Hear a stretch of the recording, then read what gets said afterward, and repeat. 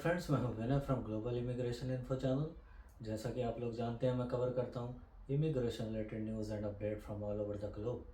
तो दोस्तों, एक बार फिर आज पुर्तगाल की बात होगी। उसका रीज़न ये है कि काफ़ी आप लोगों के मैसेजेस और कमेंट्स आ रहे हैं नई गवर्नमेंट के ऊपर।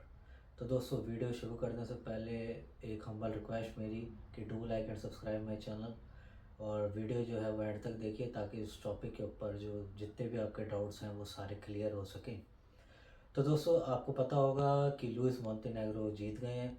ये वही गवर्नमेंट है जिसने पिछली बार फाइल लॉक वाला जो लॉ था वो चेंज किया, फाइल लॉक बंद कर दिया, और जो कंट्री आउट्स वगैरह हैं वो भी इन्हीं की वजह से, यानी इन्हीं का ही वो मिनिस्टर हैं जो अमारो, जिन्होंने ये सारी चीज़ें करी हैं। तो दोस्तों, अब बात यह है कि जैसा कि आप लोग पूछ रहे हैं कि जी अब इसमें कार्ड मिलेंगे या नहीं मिलेंगे क्योंकि दोबारा वापस आ गए हैं। तो दोस्तों, मैं बता दूं आपको कि कार्ड जो हैं वो वैसे ही रिलीज़ हो रहे हैं। कार्ड्स के ऊपर इसका कोई इम्पैक्ट है नहीं, क्योंकि कार्ड्स जो हैं वो काफ़ी आ रहे हैं। इवन कि मेरे सर्कल में मैं काफ़ी लोगों को जानता हूं जिनको कार्ड्स रिसीव हो रहे हैं। और इवन कि आज जब मैं आप लोगों के साथ इंटरेक्शन कर रहा हूं, तो आज भी मॉर्निंग के अंदर काफ़ी लोगों को कार्ड रिसीव हुए हैं। तो कार्ड्स के ऊपर तो ऐसा कोई इसका इम्पैक्ट नहीं है। हालाँकि जिनको उन्होंने रिजेक्शन दी है उनको दी है, वो एक डिफरेंट टॉपिक है।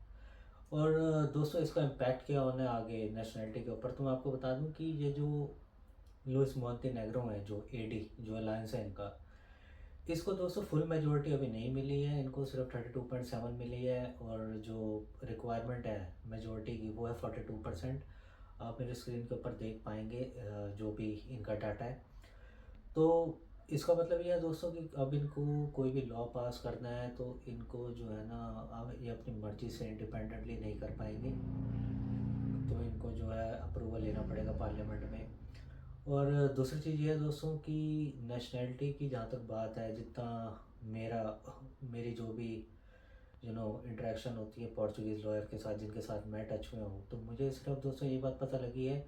हालांकि ये उन्होंने जो मुझे बताया ये कोई श्योर चीज़ नहीं है, और मैं हमेशा बोलता हूँ कि कुछ ऐसा नहीं है कि मैं खुद जो लॉ मेकर्स के साथ इंटरेक्शन करता हूँ, जो मुझे पता लगती है बात, जिन्हें मैं समझता हूँ कि रिलायबल सोर्सेज हैं, तो मैं वो बात आप लोगों के साथ शेयर करता हूँ।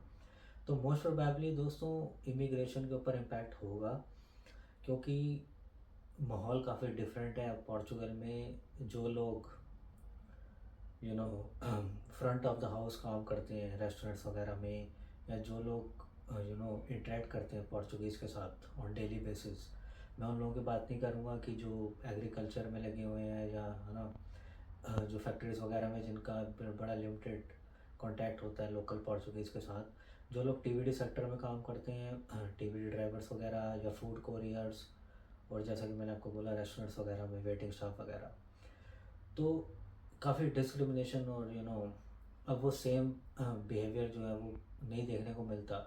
और इसका एक एग्ज़ाम्पल ये है, और वो प्रूवन है, कि अगर आप शेगा की सीड्स देखें, तो जैसे शेगा की जो है अब काफ़ी सीड्स बढ़ी हैं।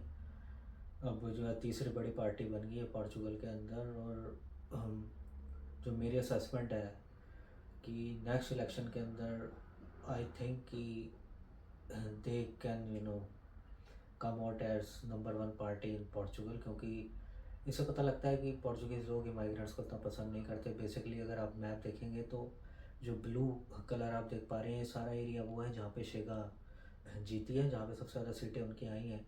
और अलगार्व के अंदर, स्पेशली अलगार्व के अंदर इनकी जो है ना काफ़ी पॉपुलैरिटी है। तो दोस्तों, फ़र्क पड़ा है, और डेट्स द सोल रीज़न कि फ्यूचर हमारे माइग्रेंट्स का वैसे भी यहाँ पे कोई इतना अच्छा नहीं है।